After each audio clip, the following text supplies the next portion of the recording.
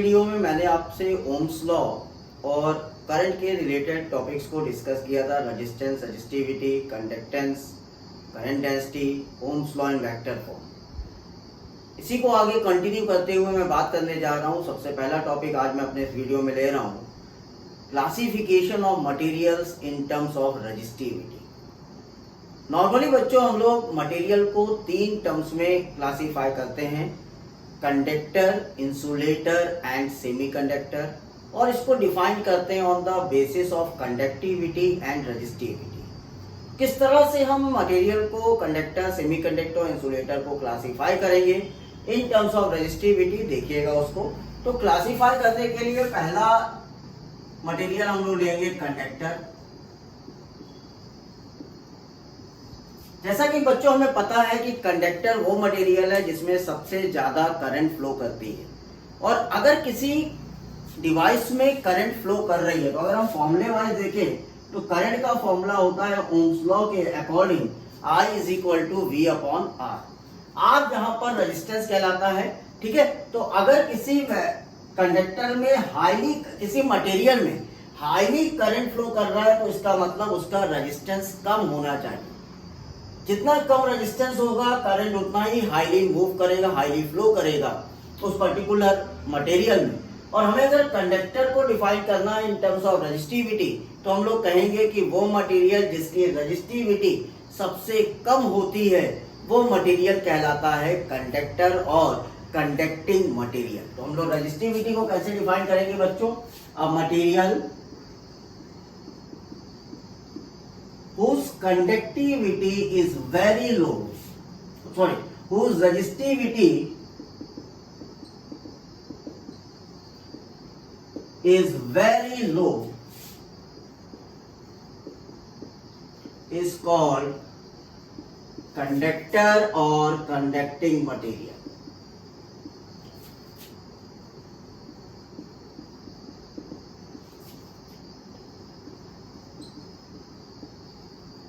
तो देखिए इजिली हम लोगों ने कंडक्टर को डिफाइन कर लिया, वो मटेरियल जिसकी कंडक्टिविटी सबसे कम होगी वो मटेरियल कहलाएगा कंडक्टर। और कंडक्टिविटी बच्चों रेजिस्टिविटी जितनी ही कम होगी उतना ही ज्यादा उसकी कंडक्टिविटी होगी। इसका मतलब उतनी ही ज्यादा वो करंट फ्लो कराने की कैपेसिटी अपने अंदर रखता है।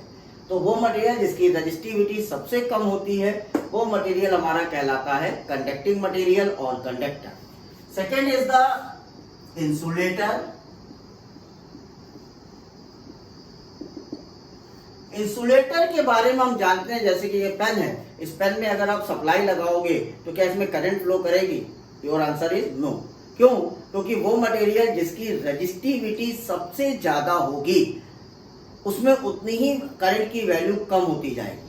और कंडक्टिंग मटेरियल का इंसुलेटिंग मटेरियल में रेजिस्टिविटी सबसे ज्यादा होती है।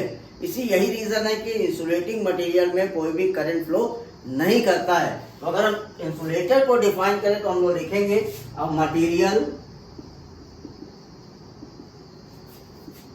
whose resistivity is very high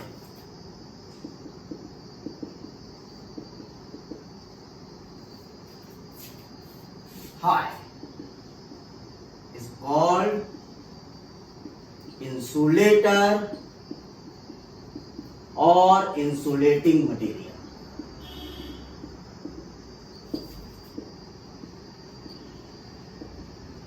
right, तो ये हम लोग डिफाइन कर लिया insulator. And third type is semi conductor.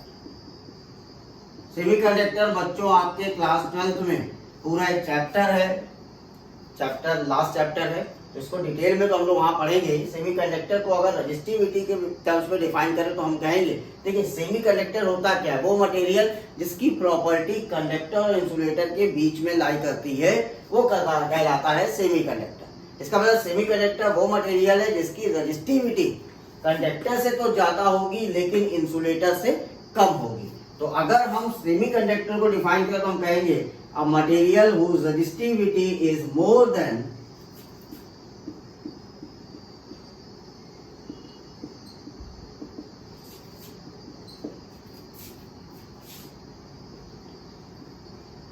conductor but less than insulator।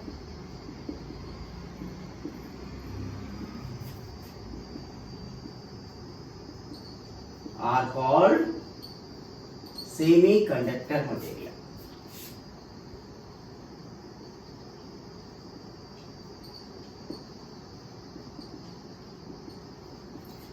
तो देखिए हम लोगों ने रेजिस्टिविटी के टर्म में कंडक्टर, इंसुलेटर और सेमी कंडक्टर तीनों को इजीली डिफाइन कर दिया। आपकी कॉपी में फटाक से इसको नोट करें। आगे बढ़ते हैं, नेक्स्ट टॉपिक को डिस्कस करते हैं। चलिए स्टूडेंट्स, नेक्स्ट टॉपिक को डिस्कस करते हैं, carriers of current. Carrier of currents का मतलब कि करंट को फ्लो कराने के लिए कैरियर मतलब चार्ज, कौन से चार्ज यूज होते हैं, that are called as a carrier. Carrier का मतलब होता है जो करंट को ले जा सके, यानी करंट को फ्लो करा सके। और हमें पता है कि charge flowing per unit time in a particular area is called as a current. तो करंट कैरियर का मतलब किस पर्टिकुलर मटेरियल में कौन से चार्ज पार्टिकल्स करंट को फ्लो कराते हैं, वो हमें डिस्कस करना है कैरियर ऑफ करंट्स में। और कैरियर ऑफ करंट्स का मतलब क्या है, the charge particle which by flowing in definite direction set up an electric current. Charge carriers क्या हैं, वो चार्जेस पार्टिकल जो कि एक डेफिनेट डायरेक्शन में फ्लो करें और करंट को सेटअप करें, वो कहलाएंगे चार्ज कैरियर। डिफरेंट टाइप्स के चार्ज कैरियर्स होते हैं, जैसे कि सॉलिड में अगर हम बात करें तो in metallic conductor electrons are the charge carrier. Metallic conductors में इलेक्ट्रॉन चार्ज कैरियर का काम करते हैं, जबकि सेमी कंडक्टर में electron and holes are the charge carriers. Semiconductor के केस में इलेक्ट्रॉन और होल दो चार्ज कैरियर्स होते हैं जो करंट को सेटअप करते हैं इन अ मटेरियल। लिक्विड के केस में अगर हमारा इलेक्ट्रोलिटिक लिक्विड है तो उस कंडीशन पर positive and negative ions are used as a charge carrier. For example in CuSO4, Cu2+ is a positive ion and SO4 2- is a negative ion, behave as a charge carrier in a liquid. But in gases, ionized gases में positive and negative ions as well as electrons are behave as a charge carrier. तो हमें ये पता चल रहा है कि in solid, liquid and gases में किस टाइप के हमारे चार्ज कैरियर्स हैं जो डेफिनेट डायरेक्शन में फ्लो करेंगे और करंट को सेटअप करेंगे। Please note down. Now students, a very important topic in the current electricity chapter, and that topic is what is the drift velocity and what is the relaxation time. तो इस drift velocity और relaxation time को समझने का जो mechanism है, concept है mechanism of current flow in a conductor. अगर हम करंट जो फ्लो करती है कंडक्टर में, मान लीजिए मैं कह रहा हूँ ये कंडक्टर है और अपने हाथ में आप लेके इसको टहल रहे हो, तो क्या आपको करंट लग रही है? नहीं लग रही। तो करंट तभी फ्लो करता है जब सप्लाई आप कनेक्ट करते हो, और जब सप्लाई कनेक्ट करते हो तो कंडक्टर के अक्रॉस इलेक्ट्रिक फील्ड डेवलप होता है, जिसके थ्रू चार्ज कैरियर का मूवमेंट जो है वो एक डायरेक्शन में होना स्टार्ट होता है और करंट फ्लो करना स्टार्ट करती है। तो करंट फ्लो का जो मैकेनिज्म है, उस मैकेनिज्म में हम लोग के लिए दो इंपॉर्टेंट पार्ट हैं, what is the relaxation time and what is the drift velocity by which the electrons are flowing, right. तो इस मैकेनिज्म को अगर समझना है तो देखिए मैंने कुछ चीज यहाँ पर लिख भी रखा है। क्या लिखा है? मैंने लिखा है कि जो भी मेटल्स होंगे उनके अंदर large number of electrons available होते हैं और वो लगभग होते हैं 10⁻28 पर मीटर क्यूब, राइट। और ये इलेक्ट्रॉन्स जो होते हैं, अगर आपने एब्सेंस ऑफ इलेक्ट्रिक फील्ड का मतलब है अगर आपने इसमें सप्लाई नहीं किया है, कंडक्टर में सप्लाई कनेक्ट नहीं किया है, तो ये इलेक्ट्रॉन्स रैंडमली सारे डायरेक्शंस में मूव करते हैं, रैंडमली मूव करते हैं with a velocity of near about 10⁵ metre per second. लेकिन कंसेप्ट ये कहता है कि एवरेज अगर आप सारे इलेक्ट्रॉन्स का मूवमेंट देखोगे तो जितने इलेक्ट्रॉन्स एक डायरेक्शन में जा रहे हैं, सेम इलेक्ट्रॉन्स उसके अपोजिट डायरेक्शन में मूव करते हैं, तो नेट फ्लो जो है वो जीरो हो जाता है, नेट करंट एवरेज जो है वो जीरो हो जाता है स्पीड का, जिसके कारण कोई भी हम ये मान के चलते हैं कि अगर सप्लाई पे कनेक्टेड नहीं है कंडक्टर या इलेक्ट्रिक फील्ड स्टैब्लिश नहीं है तो इसमें कोई भी करंट फ्लो नहीं करता। तो यहीं पे मैंने कंसेप्ट को देखिए लिखा है, a metal have large number of free electrons nearly 10⁻28 metre cube. In the absence of any electric field these electrons are in state of continuous random motion due to thermal energy. Thermal energy मतलब heat energy, room temperature के कारण वो move करते हैं। At room temperature they move with the velocity of 10⁵ meter per second. These velocity are distributed randomly in all direction. ये velocity हर जगह move करती है। और कैसे? There is no preferred direction for motion. Motion का कोई एक डायरेक्शन नहीं है। देखिए, एक डायरेक्शन में मूव करेंगे इलेक्ट्रॉन्स तो वो करंट को फ्लो कराएंगे, ठीक है, लेकिन मोशन का कोई प्रिफर्ड डायरेक्शन नहीं है, तो ये रैंडमली मूव करते हैं बच्चों। और लेकिन हम ये मान के चलते हैं कि ऑन एवरेज जितने इलेक्ट्रॉन मूव कर रहे हैं एक डायरेक्शन में, उसके अपोजिट सेम वैल्यू के इलेक्ट्रॉन्स मूव कर रहे होंगे, जिससे कि नेट जो है वो जीरो हो जाता है वेलोसिटी। तो अगर हम ये अज्यूम करें, if the velocity of electrons, velocity of an electrons मान ले रहा हूं, are u1 u2 u3 up to un, then average velocity will be, v average अगर हम निकालें तो हम लिखेंगे u1 plus u2 plus u3 plus u4 plus un upon n। लेकिन हमें पता है कि जितने इलेक्ट्रॉन्स एक डायरेक्शन में जा रहे होंगे, सेम नंबर ऑफ इलेक्ट्रॉन दूसरे डायरेक्शन में जा रहे होंगे, तो इनिशियली जो एवरेज है वो एवरेज हो जाता है जीरो के बराबर। तो अगर आपने कोई भी सप्लाई नहीं कनेक्ट किया है बच्चों, इलेक्ट्रॉन तो मूव कर रहे हैं, रैंडमली मूव कर रहे हैं, लेकिन उनका नेट जो है फ्लो, करंट फ्लो कितना होता है, जीरो होता है। नेट करंट फ्लो जीरो होगा, मतलब कि उनका नेट जो वेलोसिटी का एवरेज होगा वो जीरो आएगा। It means no current flow in the absence of electric field. लेकिन अगर आपने बच्चों सप्लाई कनेक्ट किया, तो सप्लाई कनेक्ट करते ही कंडक्टर के अक्रॉस इलेक्ट्रिक फील्ड डेवलप होगा, और उस इलेक्ट्रिक फील्ड के डेवलप होते ही इलेक्ट्रॉन्स जो है वो एक फोर्स को एक्सपीरियंस करने लगते हैं in the opposite direction of electric field. Electrons जो है वो फोर्स एक्सपीरियंस करते हैं in the opposite direction of electric field, and they start moving और they start accelerate, and after acceleration they collide with the other electrons and positive ions। Electrons और positive ion से वो लड़ना शुरू करते हैं, कोलाइड करते हैं, और कोलिजन के थ्रू उनका डायरेक्शन जो है वो चेंज होता है, और वो एक डेफिनिट वेलोसिटी से एक नई वेलोसिटी से मूव करना स्टार्ट करते हैं, जिससे कि करंट फ्लो करना स्टार्ट होती है। तो अभी तो मैंने जो कंसेप्ट आपको दिखाया, इसमें कोई भी सप्लाई आपने कनेक्ट नहीं किया, और इस समय आप ये मान के चल रहे हो कि the net current flow is zero. यहां मैं लिख दे रहा हूं, the net current flow is zero.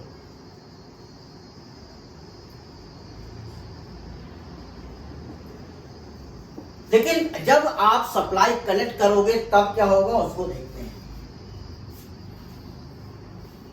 इसको हटा रहा हूं, ठीक है, आप लोगों ने नोट कर लिया होगा, या नोट ना कर पाए हो तो वीडियो को पॉज करके इसको नोट करते जाइएगा, ठीक है। तो कंसेप्ट भी साथ में बनेगा, और क्या थ्योरी मुझे लिखना होगा वो भी मुझे पता रहेगा, इसीलिए मैं थ्योरी लिख देता हूं थोड़ा बहुत, जिससे कि आप लोग अपने नोट्स जब बना रहे हो तो आप उस थ्योरी को पार्ट को भी लिख लो। चलिए अब लिखता हूं मैं, when electric field is established,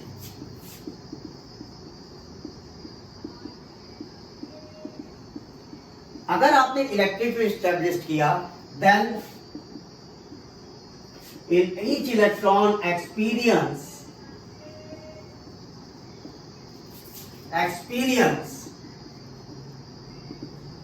a force, कितना फोर्स एक्सपीरियंस करेगा, minus times e capital. E क्या है, charge of electron, in opposite direction of electric field, opposite direction of electric field.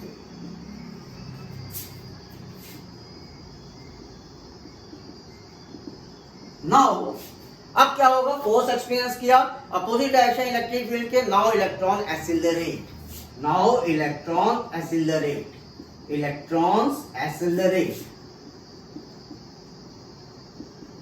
With acceleration. कितना होना चाहिए एक्सिलरेशन, एक्सिलरेशन होना चाहिए हमारा, क्योंकि हमें पता है कि acceleration is equal to force upon mass, हर इलेक्ट्रॉन का मास भी होता है, ठीक। तो acceleration equal to force upon mass, तो हम इसको लिख सकते हैं E capital E upon m।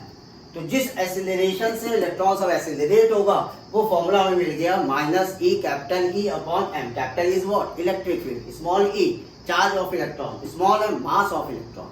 Okay, अब इलेक्ट्रॉन जब एक्सीलरेट होगा, now these electrons collide with the positive ion and other electrons. Now electrons collide with positive ions and other electrons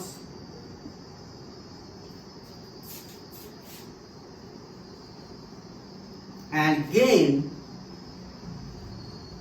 a different velocity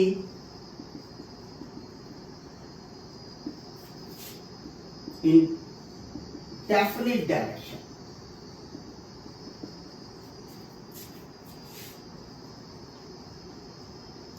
उससे वो different velocity को gain करेंगे इन definite direction. तो मान लेते हैं that the velocity of electron is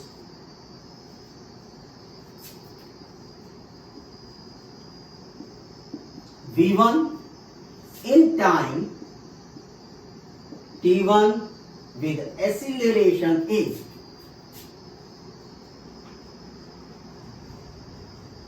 ये तो मैंने एक इलेक्ट्रॉन के लिए लिखा.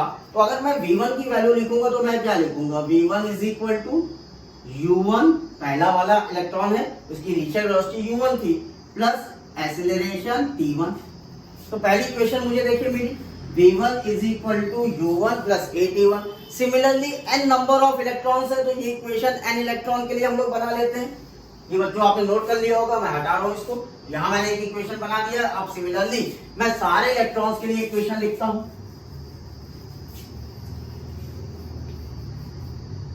सिमिलरली v2 को मैं लिख सकता हूं u2 plus at2 second electron के लिए. v3 के लिए मैं लिख सकता हूं u3 प्लस at3. इसी तरह n नंबर ऑफ इलेक्ट्रॉन, तो nth इलेक्ट्रॉन की वेलोसिटी un प्लस atn लिख सकता हूं. ठीक है, तो सारे इलेक्ट्रॉन्स की जो नई वेलोसिटी है उसके टर्म्स में मैंने काइनेमेटिक इक्वेशन यहां लिख दिया. अब अगर मैं एवरेज वेलोसिटी फाइंड आउट करूं, एवरेज वेलोसिटी,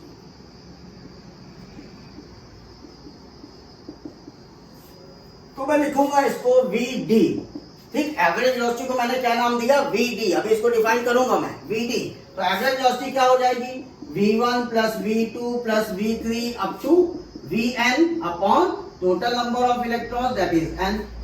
ओके, अब v1 v2 v3 का तो फॉर्मूला हमें पता है, तो हम सारी वैल्यू पुट कर देते हैं. तो vd is equal to u1 plus at1, v2 is equal to u2 plus at2, right. v3 is equal to इस तरह से बना करके आप un प्लस atn लिख लेंगे अपॉन कैपिटल N लिख देंगे, right.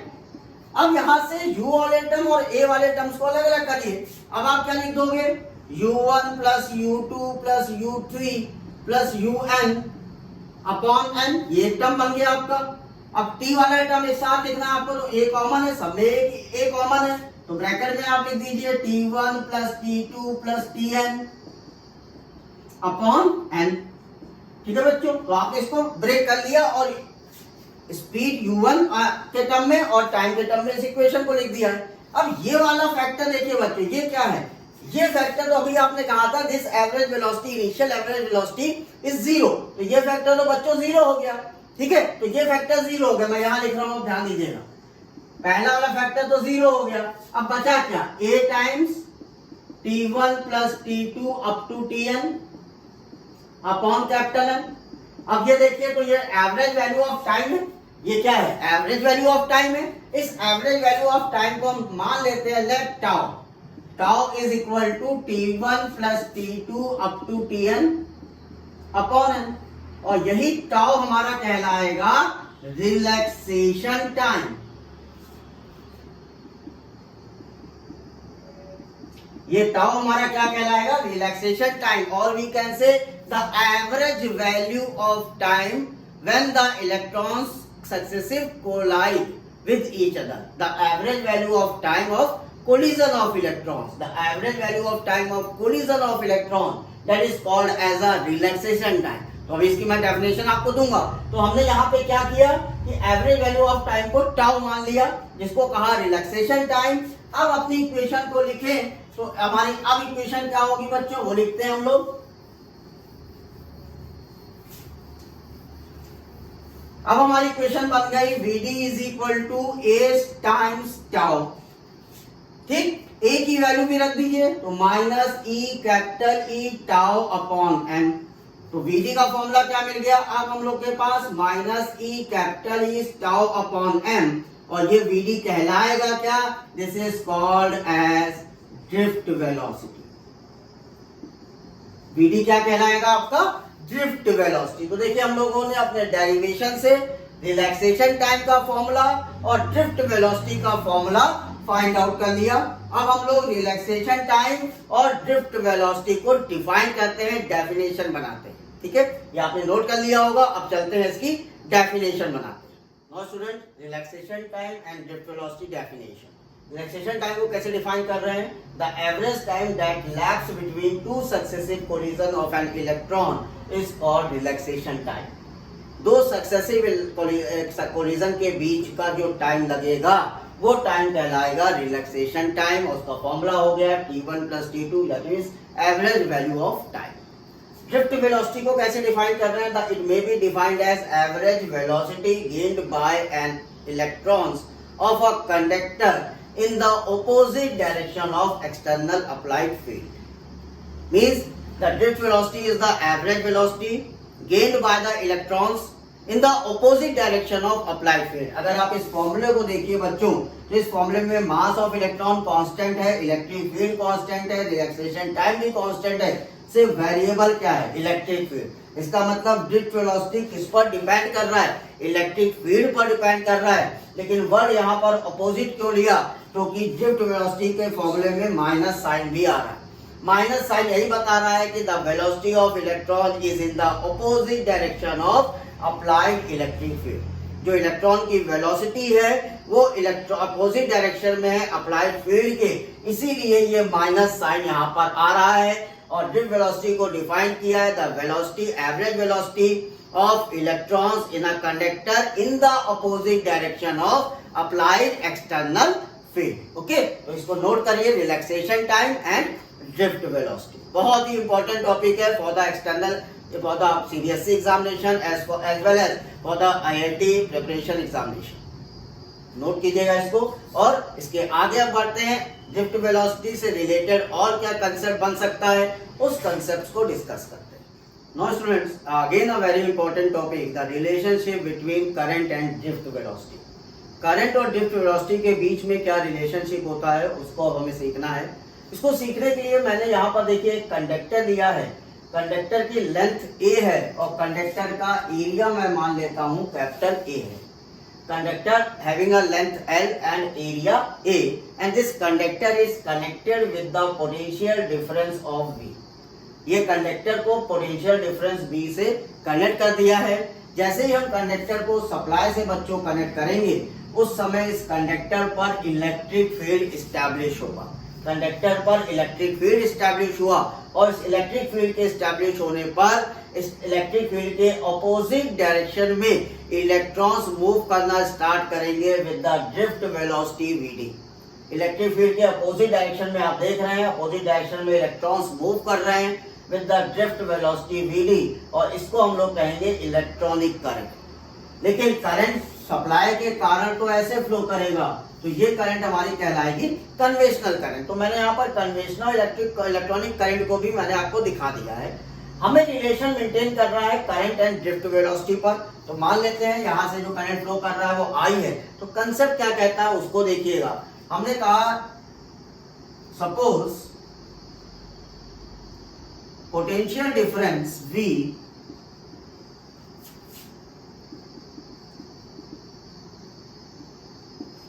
is applied across the conductor of length L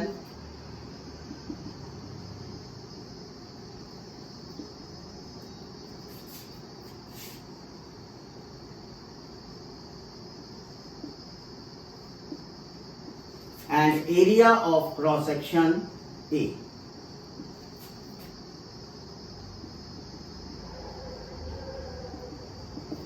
right, अब ये पोटेंशियल डिफरेंस क्या कर रहा है, इलेक्ट्रिक फील्ड को अप्लाई कर रहा है। Now electric field established across conductor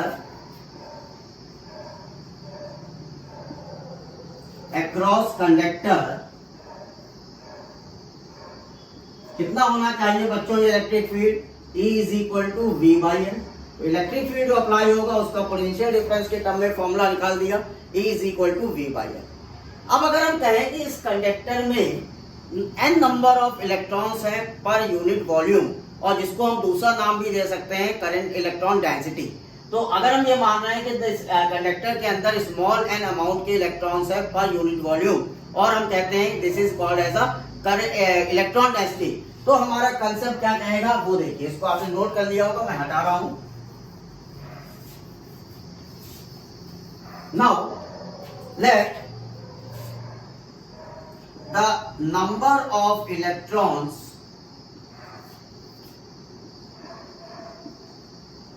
per unit volume और इसको क्या नाम देंगे आप? Electron density. Electron density is small है। अगर हमने कहा कि नंबर ऑफ इलेक्ट्रॉन्स पर वॉल्यूम स्मॉल है तो कितने नंबर ऑफ इलेक्ट्रॉन्स होंगे? Now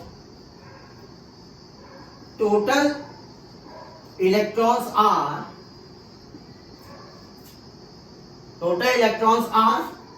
number of electrons per unit volume multiplied by volume। तो क्लियर है? क्यों? क्योंकि स्मॉल n की वैल्यू क्या है बच्चों? देखिए स्मॉल n है number of electrons upon volume, तो नंबर ऑफ इलेक्ट्रॉन्स क्या होगा? नंबर ऑफ इलेक्ट्रॉन्स पर वॉल्यूम यानी electron density multiplied by volume. अब अगर हम इसको लिखें तो वॉल्यूम क्या लिख देंगे? वॉल्यूम होगा एरिया मल्टीप्लाइड बाय लेंथ, यानी कि ये वैल्यू हो गई NaL। ठीक है भाई। अगर हमें नंबर ऑफ इलेक्ट्रॉन्स पता चल गए तो हम क्वांटाइजेशन ऑफ चार्ज से इस पूरे कंडक्टर पर चार्ज कितना है वो फाइंड आउट कर सकते हैं। Now charge on conductor of length L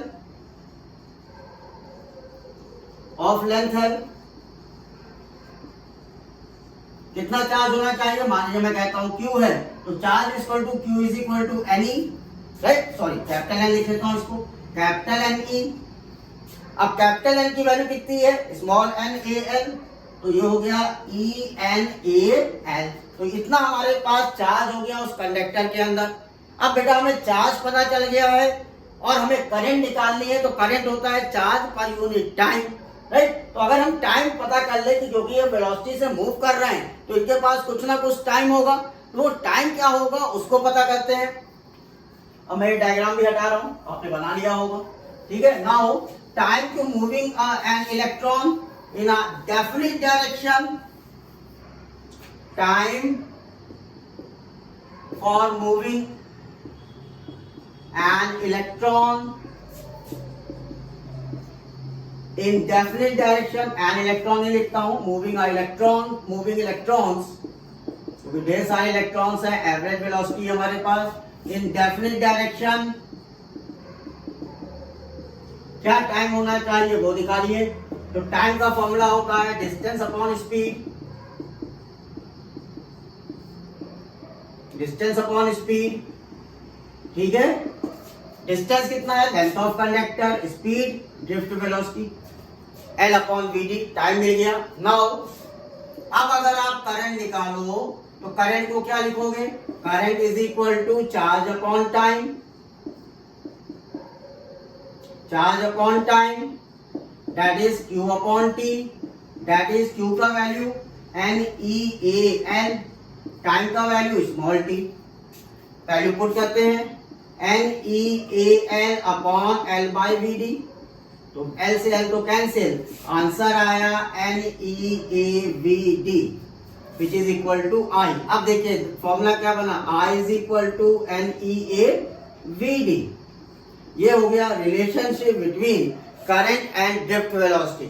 N constant, E constant, area constant, सिर्फ वेरिएबल ड्रिफ्ट वेलोसिटी। इसका मतलब current is proportional to drift velocity. जितना ज्यादा ड्रिफ्ट वेलोसिटी होगा मटेरियल का, उतनी ही ज्यादा उस मटेरियल में करंट फ्लो करेगी। अब अगर आपसे पूछता है कि मुझे करंट डेंसिटी बताइए, दिखा दीजिए। करंट डेंसिटी करंट डेंसिटी क्या पढ़ा था हम लोगों ने, I by A current per unit area, इसको कहा था J वेक्टर क्वांटिटी, करंट का formula ENAVD upon A, A से A कैंसिल करिए। अब करंट डेंसिटी का भी देखिए फॉर्मूला आ गया NEVD, VD is a drift velocity, तो वेक्टर फॉर्म है, ये आपका करंट डेंसिटी का फॉर्मूला आ गया। ठीक है, तो करंट का रिलेशनशिप क्या है NEAVD और करंट डेंसिटी का रिलेशनशिप क्या है NEVD। तो this is the relationship between current and drift velocity. Okay, now students, next topic is deduction of Ohm's law. Ohm's law के अकॉर्डिंग जब कोई भी सप्लाई आप कनेक्ट कर रहे हो तो कंडक्टर के अक्रॉस करंट फ्लो करेगा और वो करंट कंडक्टर के अक्रॉस पोटेंशियल डिफरेंस को मेंटेन करेगा। तो अगर हमने सप्लाई बी से इस कंडक्टर जो लेंथ L का है इसको कनेक्ट किया और इस कंडक्टर ने पोटेंशियल ने कंडक्टर पर इलेक्ट्रिक फील्ड E एस्टैब्लिश किया और इलेक्ट्रिक फील्ड एस्टैब्लिश होने के बाद जो इलेक्ट्रॉन्स हैं वो ड्रिफ्ट वेलोसिटी VD से अपोजिट डायरेक्शन में मूव करना स्टार्ट करेंगे, जब भी मैंने आपको पहले भी बताया। अब अगर हम ड्रिफ्ट वेलोसिटी की बात करें और इलेक्ट्रिक फील्ड एस्टैब्लिश्ड है तो उस कंडीशन पर we can write drift velocity VD is equal to E capital E tau upon M। Minus sign बच्चों यहाँ मैं नहीं दे रहा हूं क्योंकि माइनस साइन तो हमें सिर्फ ये बता रहा है कि the velocity is in the opposite direction of electric field. Drift velocity का मैग्नीट्यूड है small e capital E tau by M, right. अब अगर हम लोग इस पर्टिकुलर कंडक्टर को सप्लाई से कनेक्ट कर रहे हैं तो कंडक्टर के अक्रॉस करंट फ्लो करेगा और उस करंट का फॉर्मूला अगर ड्रिफ्ट वेलोसिटी पे देखें तो अभी हमने फाइंड आउट किया ENAVD, राइट। अब अगर ये ड्रिफ्ट वेलोसिटी की वैल्यू पुट कर दी जाए, put the value of drift velocity,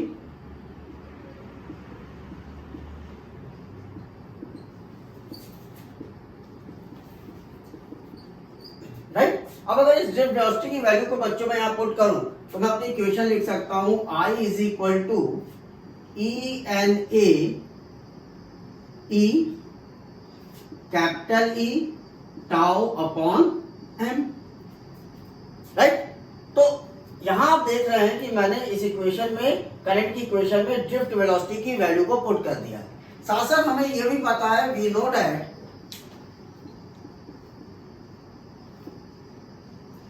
what is the value of capital E, that is potential difference upon N। तो अगर इस कैपिटल E को हम हटाएं और पोटेंशियल के टर्म में लिखें so we write this equation as E square NA V tau upon ML, right. E की जगह V बाई L पुट कर दिया, E square NA V tau upon L which is equal to I। और हम Ohm's law की बात कर रहे हैं तो Ohm's law is the ratio of voltage upon current. So V upon I का रेशियो बच्चों अगर आप निकालो तो V upon I is nothing but that is R। V upon I is R। तो अगर V अपॉन I का ratio हम लोग निकाले तो हम इसको लिख सकते हैं ML upon E square NA tau, right. तो यहां से आप देखिए रेजिस्टेंस का हमको एक फॉर्मूला मिला, रेजिस्टेंस का फॉर्मूला मिला इन terms of number density and relaxation time. क्यों? क्योंकि मास of electron constant, length of conductor constant, charge of electron constant, right, area of conductor constant. तो वेरिएबल सिर्फ आपको क्या दिख रहा है n and tau। तो दिस इसको कहते क्या है the relationship of resistance in terms of number density and relaxation time. तो यहां मैं लिख दे रहा हूं, ठीक है। ये डेरिवेशन आपने नोट कर लिया होगा, मैं हटाता हूं इसको। इस इक्वेशन में आप देखें तो the here we get the relation of resistance in terms of number density is what, small n, and relaxation time, that is tau। तो हमें ये रेजिस्टेंस का रिलेशनशिप मिल गया नंबर डेंसिटी और रिलैक्सेशन टाइम के टर्म्स में, ठीक है। इसी तरह अब हम फाइंड आउट करने जा रहे हैं resistivity in terms of number density and relaxation time. Now students, the relationship of resistivity in terms of electron density या number density and relaxation time. अभी हम लोगों ने फॉर्मूला फाइंड आउट किया रेजिस्टेंस का, R is equal to ml upon NE square A tau in terms of number density and relaxation time. साथ साथ हम सभी जानते हैं, we all know that formula for resistance is rho L upon A, right? Formula for resistance is R equal to rho L upon A. अब इस R की value को आप पुट कर दीजिए in terms of number density and relaxation time. So we write as ml upon NE square A tau is equal to rho L upon A. तो A से A और L से L cancel out हुआ. अब हमें resistivity का भी formula मिल गया. This is M upon NE square tau. So resistivity in terms of electron density and relaxation time, formula is rho is equal to m upon NE square tau. Okay, please note down the derivation. Now student, next topic is mobility of charge carrier. What is mobility? Mobility को define करना है. अगर हम conductivity की बात करें तो हम जानते हैं conductivity of any material is depend upon their charge carrier. For example, in metal electrons are the charge carrier, in electrolytes the positive and negative ions are the charge carrier, as well as in semiconductor holes and electrons are behave as a charge carrier. So charge carrier का मतलब क्या हुआ, mobility का मतलब क्या, उसको समझने से पहले चार्ज कैरियर को देखिए. जो चार्ज फ्लो कर रहा है, मूव कर रहा है, अगर चार्ज मूव कर रहा है इसका मतलब उसके पास ड्रिफ्ट वेलोसिटी है, और वो ड्रिफ्ट वेलोसिटी आई कहां से, इलेक्ट्रिक फील्ड जब स्टैब्लिश हुआ तो चार्ज ने मूवमेंट स्टार्ट किया, राइट. तो अगर मोबिलिटी को हम डिफाइन करें तो हम कहेंगे mobility of charge carrier is the drift velocity acquired by it in a unit electric field. Mobility of the charge carrier is nothing but the velocity of the charge carrier in a unit electric field. Mobility is the velocity of charge carrier moving in a electric field. और mobility को हम लोग mu से define करेंगे. Formula होगा mu is equal to Vd upon E, where Vd is the drift velocity and E is the electric field. यहाँ से अगर हम Vd का यानी drift velocity का formula in terms of mobility बनाए तो हम लोग कह देंगे drift velocity is equal to mobility multiplied by electric field. और हम सभी जानते हैं कि drift velocity का फॉर्मूला है E capital E tau by m. तो अगर हम इस फॉर्मूले में Vd की वैल्यू को पुट कर दें तो हमारा मोबिलिटी का फॉर्मूला आ जाता है E tau by m, that is independent of electric field, right? That is independent of electric field, means the mu is depend upon relaxation time. तो नॉर्मल जो फॉर्मूला है मोबिलिटी का डेफिनेशन वाइज वो है drift velocity per unit electric field, right. और यहाँ से drift velocity का फॉर्मूला बनाओगे तो drift velocity is defined as mobility of charge carrier multiplied by established electric field. Okay, तो ये हमारा छोटा सा कंसेप्ट है mobility for the charge career.